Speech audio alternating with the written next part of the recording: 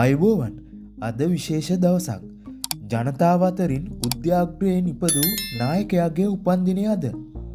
ඒ ජනාධිපති අනුර කුමාර දිසානායක මහතාගේ උපන්දිනය අද දිනයට යෙදී තිබෙනවා. මේ අපි ඔහු ගැන තැබූ සටහනක්.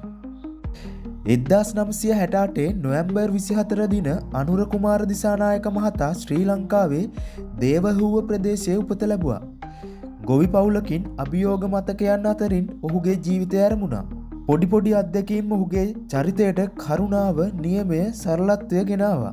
ජනාධිපති අනුර කුමාර දිසානායක මහතා අධ්‍යාපනය සඳහා ඇති උනන්දුව ඔහුව කැලණිය විශ්වවිද්‍යාලය වෙත ගෙන ගිය අතර එහිදී ඔහු සමාජවාදී ශිෂ්‍ය සංගමයේ සක්‍රිය සමාජිකයෙකු විය.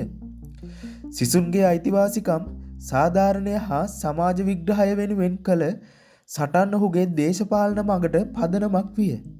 2000 වර්ෂයේදී පාර්ලිමේන්තු මණ්ඩලයට ප්‍රථම වරට මන්ත්‍රීවරයෙකු ලෙස පියමන් කළ ඔහු ජනතා ප්‍රශ්න පාර්ලිමේන්තුවට අරගෙන ගියේය. හඬක් නැති අය සඳහා හඬක් වෙමින් 2004දී අමාත්‍ය ධූර භාරගත් අනුර කුමාර දිසානායක මහතා ජනතා ගැටළු විසඳීම වෙනුවෙන් විශේෂ වූ කැපකිරීමක් සිදු කරා. අනතුරුව ජනතා විමුක්ති පෙරමුණේ පක්ෂ නායකත්වය ගෙන 2014දී රටේ දේශපාලනයට නව මංසන්දියක් හඳුන්වා දුන්නා. 2024 බලපෙරළියෙන් දශක ගණනාවක් පුරා පැවති දේශපාලන රටාව මාරු කරමින් ජනාධිපතිවරණයේදී මහජන සහාය ඉසිලීම තුලින් ඔහුව ශ්‍රී ලංකාවේ නවවැනි විධායක ජනාධිපති ලෙස ජනතාව පත් කරගත්තා. මොහොතකින් නායකයෙකු ලෙස නොව ජනතාවගේ කැප වූ සේවකයෙකු ලෙස රටට ඉදිරිපත් කරා. අප රටට නව ගමනක්, නව රාජ්‍ය පාලන මාර්ගයක්, නව සංස්කරණ ආකෘතියක් ගෙන ඒමට ඔහු දැරූ දැක්ම ශ්‍රී ලංකාවේ අලුත් කර ගැනීමට කරන ගමනයි.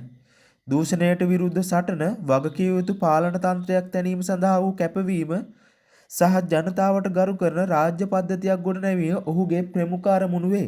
ජනාධිපති අනුර කුමාර දිසානායක මහතාගේ ජීවිත ගමන සරල පසුබෑමකින් සිට මහජන නායකයෙකු ලෙස පත් වූ සත්‍ය කතාවකි. ඔහුගේ උපන්දිනය වෙනුවෙන් අප සියලු දෙනා සුබ පැතුම් එක් කරන අතර ඔබට දීර්ඝායුෂ හා ශක්තිය, රට වෙනුවෙන් සෙනෙහසින් කළ සේවය දිගටම කරගෙන යාමට ඔබට සුබ අනාගතයක් ලැබේවා.